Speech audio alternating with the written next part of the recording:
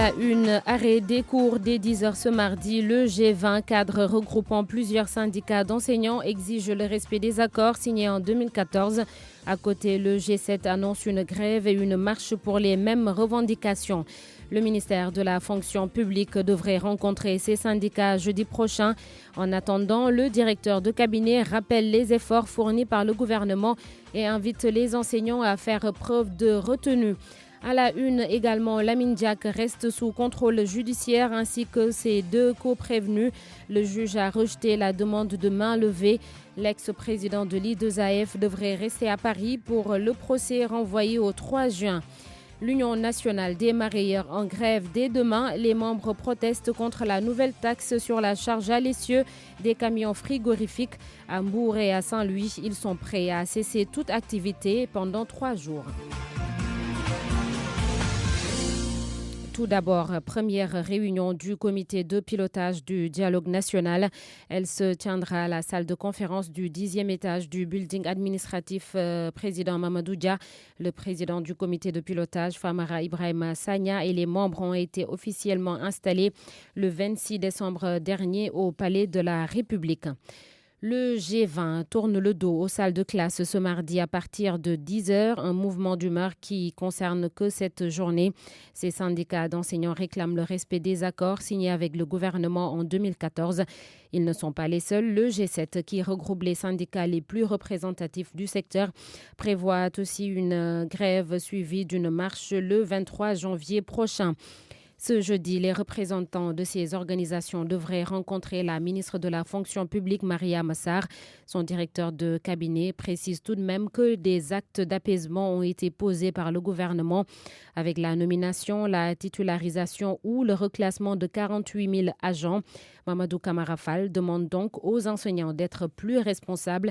Il était en conférence de presse. Nous l'écoutons avec El Hadj Ndate Diop. Sur ces derniers mois, vraiment, on a noté la mise à disposition de plusieurs milliers d'actes. À titre d'exemple, sous le magistère de Mme Mariama Sarr, du 20 septembre 2017 à nos jours, nous avons pu réaliser un chiffre appréciable de 25 665 actes produits, impactant une population de 47 919 agents. Et là, il faut noter que les enseignants se taillent la part du lion parce qu'ils représentent au moins 4/5 des effectifs de la fonction publique. On va mettre à profit cette rencontre pour aborder les préoccupations majeures qu'ils ont bien voulu poser sur la table. Cette rencontre du 16 permettra de passer en revue les questions nouvelles. Parce que comme vous le savez, depuis un certain temps, des préavis ont été déposés sur la table du gouvernement. Il s'agira pour le ministère de la fonction publique de se pencher avec les acteurs pour préparer la prochaine session du monitoring qui sera présidée par le ministre Cheikh Kanté. Et cela n'est qu'un premier jalon. Parce qu'à l'instar de ce qui se fait ailleurs, notamment à l'éducation, le ministère de la fonction publique envisage d'ores et déjà à rencontrer périodiquement les partenaires, histoire de lever les équivoques, de lever les malentendus et de s'accorder sur l'essentiel. Parce qu'il ne sert à rien que le climat social continue à être perturbé. L'école publique sénégalaise mérite mieux que cela. Et chaque fois qu'il y a des perturbations, c'est des générations et des générations qui vont en pâtir. Nous savons que nos partenaires syndicaux sont suffisamment responsables. Nous les appelons à la raison, nous les appelons à la table de la négociation pour qu'ensemble, qu'on puisse trouver les voies et moyens pour sauver ce qui peut l'être. Toujours dans le secteur, de larges concertations seront menées au mois de février pour mieux organiser l'enseignement privé. C'est une annonce du ministre de l'Éducation nationale. Les conditions de création des écoles privées devraient être revues. Mamadou Talla a inauguré le siège de l'Office national de l'enseignement catholique du Sénégal. Abdoulaye Diop. Avec plus d'1 million d'élèves dans l'enseignement privé, il est nécessaire de tenir une concertation nationale pour mieux organiser ce secteur, selon Mamadou Talla, ministre de l'Éducation nationale. Les textes qui organisent ces enseignements, les règlements intérieurs et également jusqu'au curriculum, le méthode d'enseignement et la formation aussi des enseignants qui interviennent dans l'enseignement privé catholique et également quel est le système de contrôle et d'organisation et de management de ces organisations, de ces établissements privés. Mais aussi, il y a beaucoup d'écoles privées qui se créent, les modes de création de ces écoles privées. Comment organiser tout ça? Venu inaugurer le siège de l'Office national de l'enseignement catholique du Sénégal, le ministre ministre rassure quant à l'accompagnement de son ministère en l'enseignement privé catholique. Dans l'organisation, au niveau des textes réglementaires, la collaboration au niveau des curriculums, des méthodes de travail, etc. Donc c'est tout ça qui fait que c'est un partenaire stratégique. Et quand nous considérons que l'État du Sénégal met beaucoup d'argent, beaucoup de millions en termes de subventions. Pour le président de l'ONEX et évêque de Thiès, Ernesto Sambou, le nouveau siège est une avancée dans l'enseignement privé catholique. Le siège, disons, va fédérer nos forces. Nous avons un point commun. Tandis que là, dans le temps, ce n'était pas évident. Donc le siège est une force commune qui va nous permettre de nous organiser mieux et peut-être aussi de travailler mieux et de coordonner notre action davantage. L'actuel archevêque de Dakar, son prédécesseur, Monseigneur Théodore Adrien Sarr et d'autres autorités de l'Église ont pris part à l'inauguration du siège construit à hauteur de 200 millions de nos francs. Abdoulaye Diop, nouvelle taxe sur la charge à l'essieu. Les marailleurs de Saint-Louis, membres de l'Union nationale des marailleurs du Sénégal, menacent de paralyser le secteur durant 72 heures à partir de demain, 15 janvier. Ils sont soutenus dans ce combat par les pêcheurs du quai de pêche de Diamalaye à Guet-Ndar et les femmes transformatrices de poissons, mais également les manutentionnaires. Mohamed Nabissila à Saint-Louis.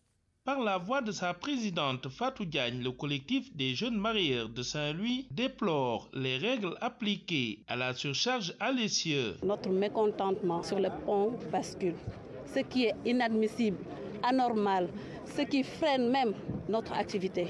Parce que lorsque les camions montent sur le pont bascule et qu'on nous fasse payer 300 000 ou 350 000, ça se répercute sur le prix du poisson au niveau du marché.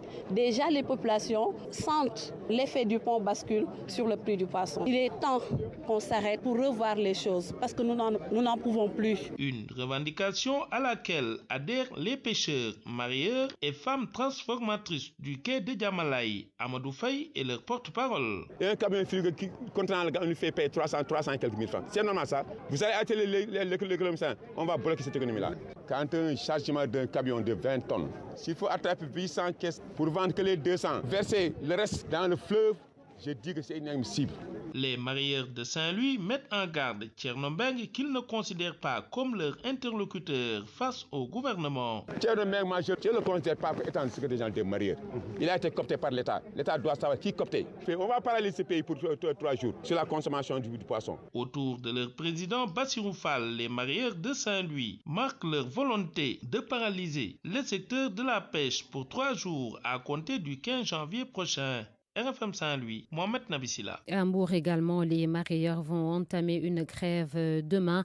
Ils exigent par ailleurs le rallongement de la validité des cartes de marailleurs. Diarrhée dans le département de Fatick, 1500 personnes ont été enrôlées dans la couverture maladie universelle par le secrétaire d'État chargé des Sénégalais de l'extérieur. Les bénéficiaires ont reçu leur carnet de santé devant le directeur général de la CMU. Bokar Mamadou Daf demande aux autorités politiques de soutenir la campagne de parrainage lancée au mois de décembre dernier. Une campagne qui vise l'enrôlement d'1 million d'enfants et de femmes à travers tout le Sénégal. La correspondance d'Aminata Goudiaby. À travers ce geste, le secrétaire d'État chargé des Sénégalais de l'extérieur veut participer à l'amélioration des conditions d'études de ces centaines d'élèves de Diarrhée. Moïse Sarr va aussi permettre à des organisations de femmes, des chefs religieux et coutumiers à mieux accéder aux soins de santé. 1354 élèves, 73 chefs de village, pasteurs, imams et catéchistes et 73 présidentes de groupements de femmes. La CNULF, en adéquation avec le programme d'amélioration de la qualité, de l'équité et de la transparence, le paquet permet aux élèves d'étudier dans un environnement qui leur permet de préserver leur santé pour leur accompagner dans le programme académique. L'enrôlement de ces 1500 personnes dans la mutuelle de santé de Diarrhée vise avant tout une augmentation du taux d'adhésion à la CMU dans le département de Fatick. Nous ferons en sorte que Diarrhée puisse se hisser en tête de peloton, mais au-delà de Diarrhée, que le département de Fatick, parce qu'on parle d'accès universel aux soins sociaux de base, que nous puissions inspirer et faire en sorte que la région puisse être la première à accéder intégralement et totalement aux soins de base. Le directeur général de la couverture maladie universelle s'est réjoui de cette action et invite les autres autorités politiques à s'inspirer de cet exemple. Bokar Mamadou Daf. Cette cérémonie fait suite au lancement de la campagne de parrainage en faveur de la CMI avec comme objectif un enrôlement d'1 million d'enfants et de femmes dans les mutuelles de santé. À ce titre, je voudrais du haut de cette cette tribune, appeler les autorités et les cadres de notre pays à suivre cette dynamique. Fatick est une région modèle dans le cadre de la CEMU. Selon son directeur général, le taux de pénétration y est de 65%. Aminatou Goudiaby, Fatick RFM. Les habitants de l'île de New Moon et leur calvaire qui n'a que trop duré. Ils consomment de l'eau de pluie stockée dans des citernes à ciel ouvert durant toute l'année. L'eau issue de la nappe phréatique et saumâtre est donc impropre à la consommation. Cette île située en Basse-Casamance attend par ailleurs sa part du programme d'électrification entamé par Laser. Le reportage de Lamine Ba. Les habitants des îles de Basse-Casamance font face à un problème criant d'accès à une eau potable du fait de la qualité saumâtre du liquide extrait de la nappe phréatique. À l'île de New Moon, les populations, pour faire face au problème, ont construit des réservoirs d'eau de pluie où le liquide stocké pendant l'hivernage est consommé en longueur d'année. Son utilisation du fait de la mauvaise conservation entraîne des problèmes de santé chez les habitants. Maurice Badji est un notable habitant de New Moon. L'eau potable est un problème très sérieux dans ce village-là. L'eau que nous obtenons est déjà salée. Le système de recueillement d'eau de pluie nous permet, en saison sèche, de pouvoir nous approvisionner en eau de boisson. Imaginez qu'au jour d'aujourd'hui, que des gens continuent à prendre de l'eau de pluie maltraitée. Il y en a qui la prennent et la boivent sans aucune mesure d'hygiène. Ça crée des conséquences. Donc si on peut avoir le concours de nos gouvernants, ça nous ferait vraiment plaisir. Dans ce village, des équipements destinés à électrifier la localité y sont stockés par Laser depuis des années. Mais l'Agence sénégalaise d'électrification rurale n'a jusque-là pas réalisé l'investissement attendu. Agence pour l'électrification rurale. Il y a combien d'années cette agence est passée ici, a implanté des poteaux partout et depuis lors c'est resté sans suite. Les incessants appels formulés par les habitants de New Moon en faveur d'une intervention urgente des autorités pour résoudre les difficultés du village sont restés sans écho favorable. Ils émettent ce énième appel de détresse en direction des autorités pour la résolution diligente de leurs difficultés.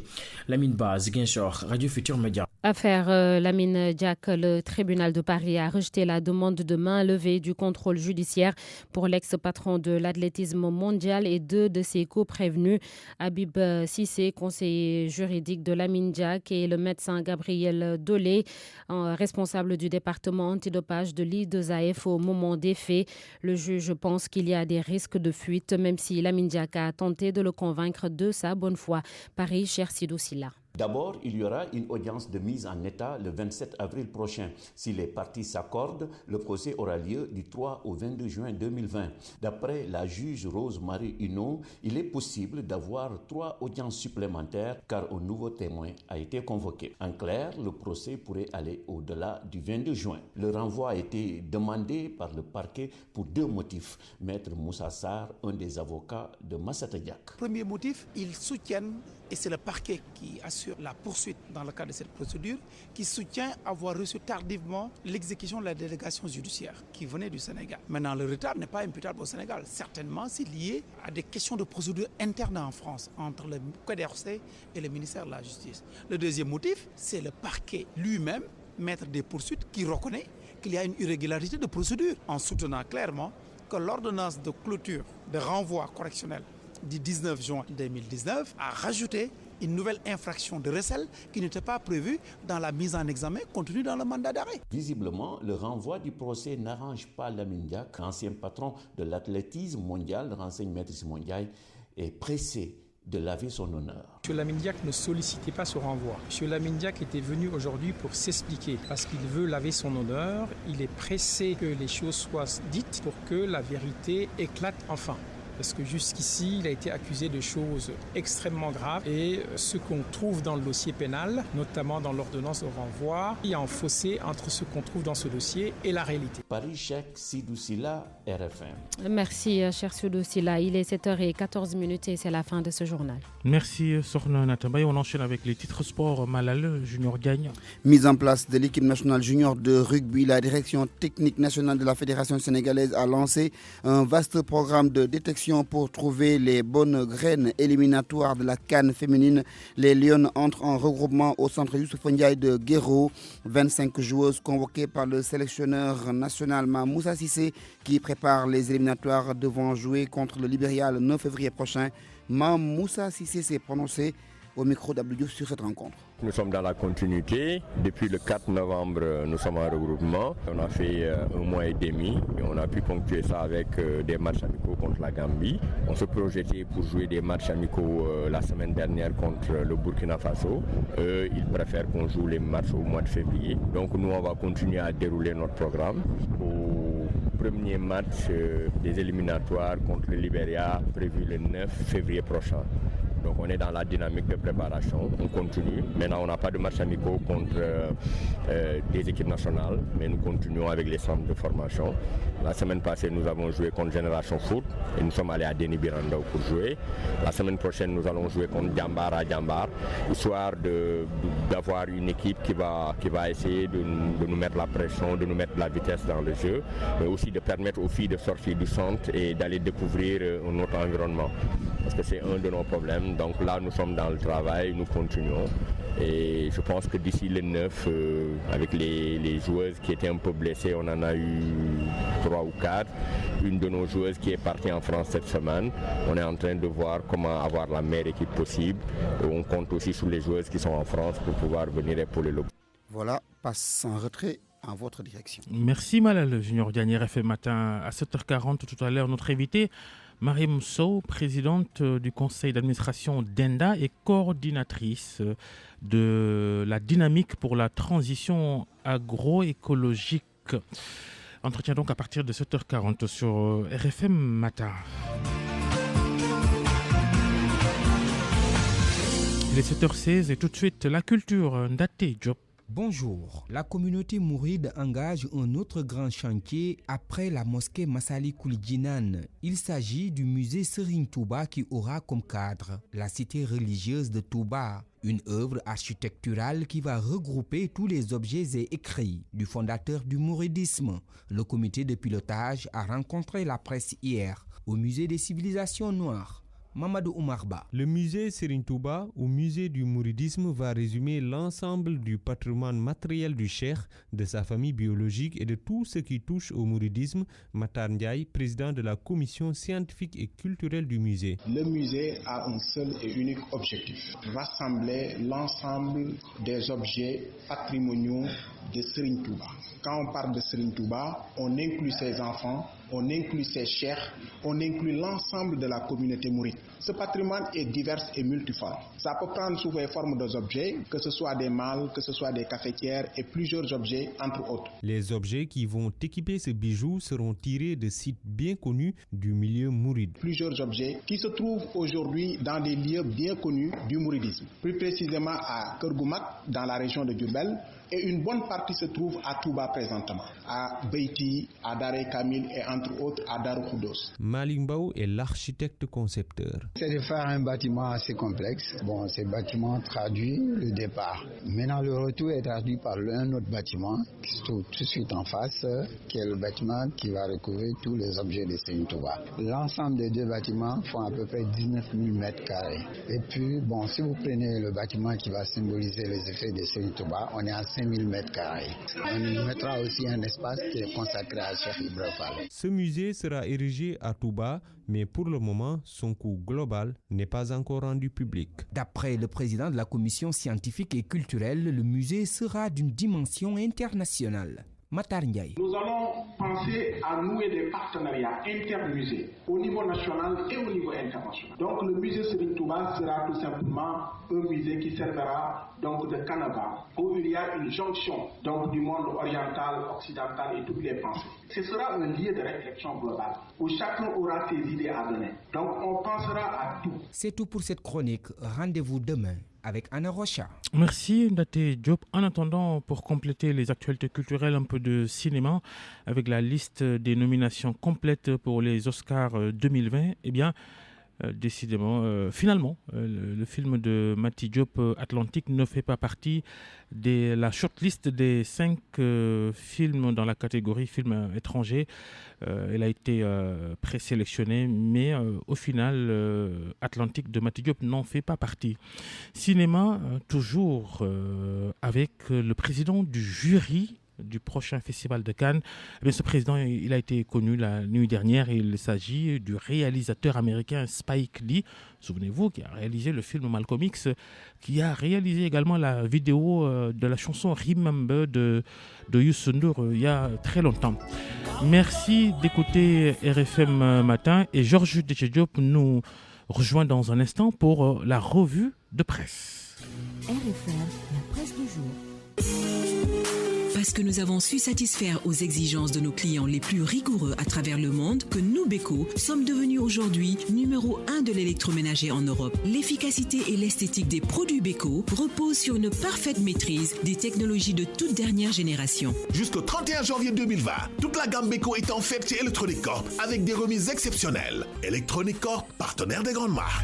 Beko vous offre votre revue de presse. Et à la une, Georges, de votre revue de presse ce matin, les échos de l'ouverture du procès de Lamine Diack. Oui, et il devra encore attendre. Oui, Lamine Diack va devoir attendre le procès pour corruption à l'I2AF est renvoyé jusqu'au mois de juin.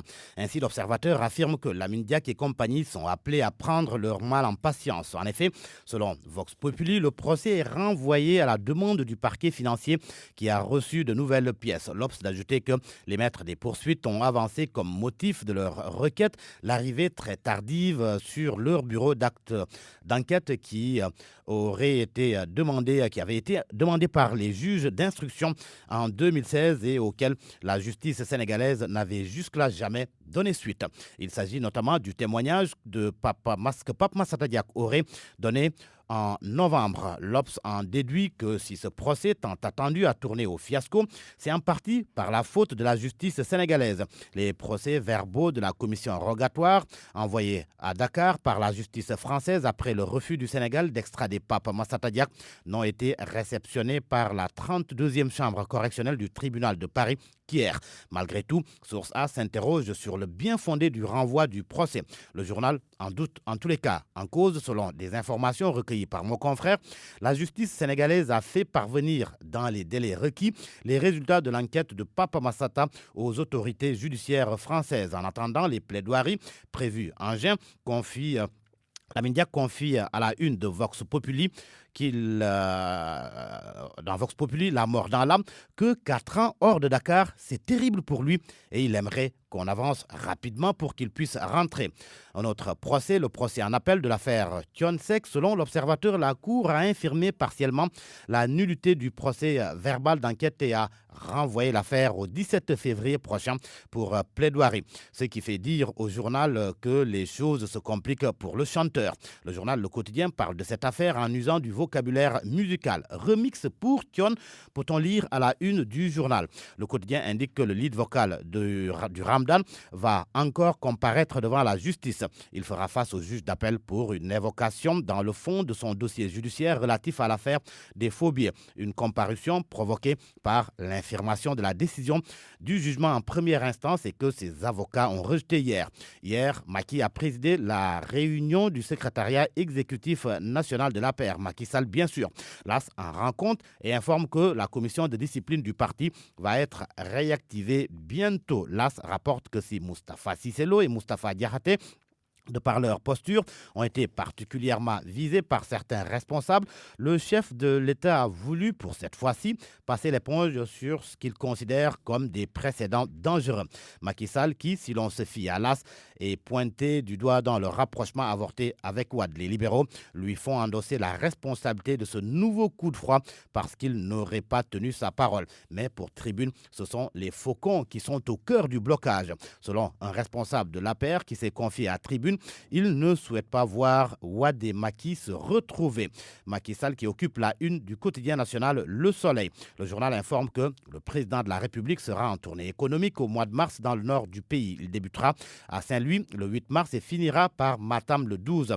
Et quelle est la stratégie du régime de Macky Sall pour renflouer ses caisses? Enquête relève que l'État met en place un prélèvement de conformité fiscale de 12% sur les biens importés seulement. Un inspecteur des impôts et domaines souligne que cette mesure risque de causer une augmentation de tous les produits qui sont importés au Sénégal. Autre fait relevé paradoxalement par enquête, pendant que l'État manque de recettes, d'énormes pertes sont enregistrées au titre des exonérations et des cadeaux illégalement octroyés aux cimentiers et au tourisme.